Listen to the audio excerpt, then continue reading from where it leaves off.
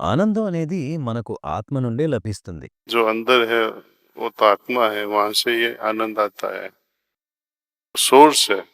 మనలోని ఆత్మయే वहां से सब ఆనందానికి सब మూలం. चीजों की అక్కడి నుండే पूर्ति సర్వం होती है। లభిస్తాయి.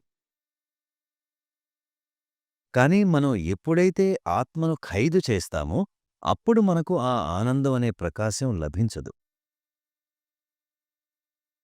ఆత్మను ఎలా ఖైదు చేస్తామో తెలుసా? మన కోరికలతో, మన అహంకారంతో ఆ వెలుగుని రానివ్వకుండా మనం ఆత్మను ఖైదు చేస్తాము.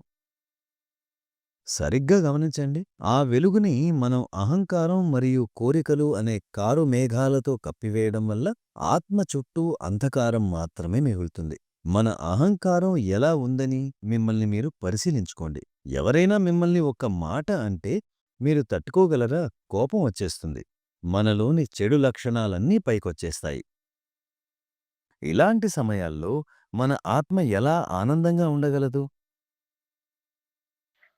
आत्मा का एक ही प्रिंसिपल है, जरूरत है। आत्मा की एक ही जरूरत है कि वो जिस चीज के लिए आया है, ఆత్మకు ఒకే ఒక అవసరం ఉంటుంది. అది దేనికోసమైతే ఈ జీవితాన్ని తీసుకుందో దాన్ని ప్రాప్తి చేసుకోవడం. जो भी हम करें, कोई भी काम, कोई भी विचार, कोई भी मनन प्रकृति, कोई प्रकार का ध्यान या कोई भी पूजा करें,